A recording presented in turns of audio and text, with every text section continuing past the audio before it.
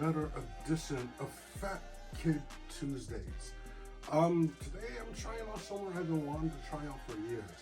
Pig Out Barbecue. I've been seeing it on DoorDash and finally I pulled the trigger.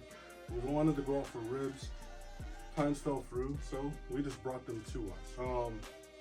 As you can see, I'm not joined by my usual co-host, but I will be joined by my original co-host. Ladies and gentlemen, the infamous Dr. Clone. Greetings, boys and girls. I'm back. Now when I'm back, I'm hungry. Super hungry. I had special candy before this event. Oh, you did have it. Okay. Alright, well peeps, we went with a few things. We went with the barbecue chicken dinner, and we went with 9 ribs. We got the mac and cheese on the side, and the coleslaw. I'm going to start off with that mac and cheese, and wow. You know how we start these things, peeps? We gotta give you guys a little food porn.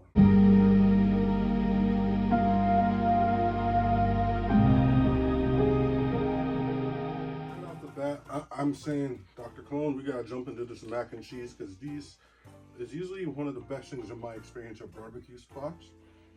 And you gotta have it while it's fresh. Well, you're not wrong. When it comes to mac and cheese, once it's cooked, if you don't eat it right away, it gets all soggy and whatnot. I'm only taking the bits because I see mac and cheese not as the main, but the appetizer. So as you see, I only took a little bits. Yeah, it is a side. You gonna have any of the coleslaw? Oddly enough, I have never been a fan of coleslaw. Now, I feel this mac and cheese would have been way better if we had went to the restaurant.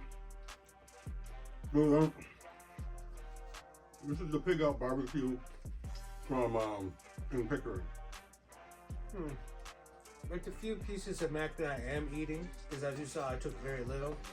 It's not bad. Like, it's nothing special. It's just not bad. Decent coleslaw.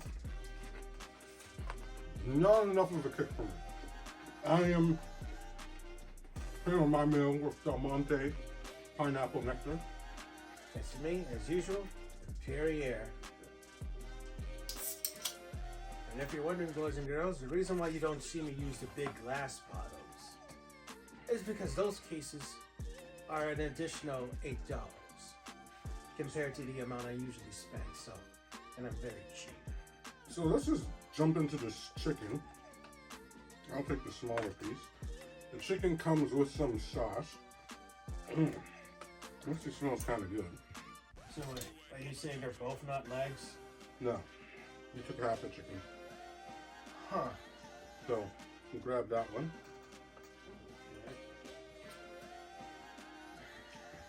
Oh, okay. Here's a kick on that sauce. Let me try the chicken by itself.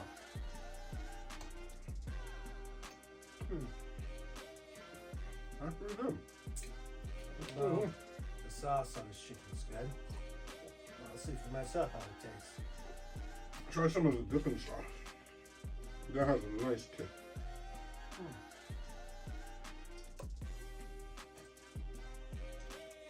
Not bad. Chicken's not bad, but surprisingly, as you bite into it, it starts to get a bit dry. Yeah, as you know so. Like, the presentation looks good, boys and girls. You could taste the sauce that they have on it, but only very, very briefly. Like, Well, that's why you gotta use the dipping sauce. which I will now do. I find with the barbecue sauces, a lot of times your meat needs that sauce. Yeah, I can see the dryness you're mentioning. Okay, dipping it in this sauce does make a bit of a difference. Not only is there actual flavor with the sauce, there's kind of a kick. Yeah, yeah. Definitely is. This is one of those chickens, I would say, boys and girls. Give out this dip, you're gonna be disappointed. Well, thus far, I've only been to like one barbecue place other than this. I came to learn that you need the sauce. Yeah, I've personally have found with a lot of these barbecue spots, because we're used to more seasoned meat being Caribbean. It's true. In our barbecue, the way we marinate the meat overnight and everything. Sadly, the majority of most places doesn't do that with their meats. No, a lot of these barbecue sauce places do. They smoke meat and everything, but we're used to stronger flavors. That's because how we grew up. We're used to that more spice. I know for Americans and a lot of Canadians, you're okay with the plain stuff. We're not, especially me. I need my meat, especially if it's going to be barbecued, to be nice and flavorful every time I'm biting into it. If I bite into something and it gets all dry and tasteless, I'm not only going to be annoyed, but very pissed off. I personally, no offense to this, I know this would be great for a lot of people, casual barbecue eaters. Being a grill master myself, I will say I prefer my own barbecue chicken over this barbecue chicken. It's good to the standards of barbecue meals I've been having in the restaurant. We're trying to find the best one in Toronto, so recommend something to us, people.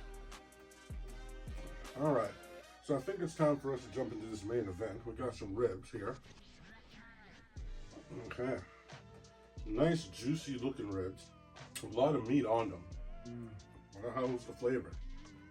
Again, that's the thing with places. It looks good, nice, boys and girls. See that?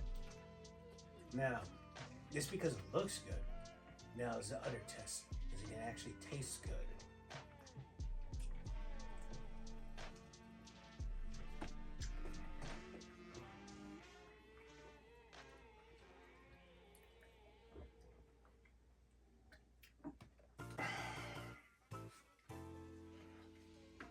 Well, I dare say, boys and girls, these ribs are actually good. Definitely way better than this chicken I just had. I'm kind of glad we have more ribs than we do chicken.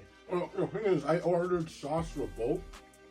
I'm guessing the sauce was slathered on the ribs, whereas the chicken, the sauce was on the side. Yeah, there's definitely more flavor on them. Like I said, boys and girls, I need my barbecue to have flavor. And these ribs passed my two tests. What are my two tests? It needs to look good and appetizing. It actually tastes good. Yeah, absolutely. These definitely hit the point, hit the spot.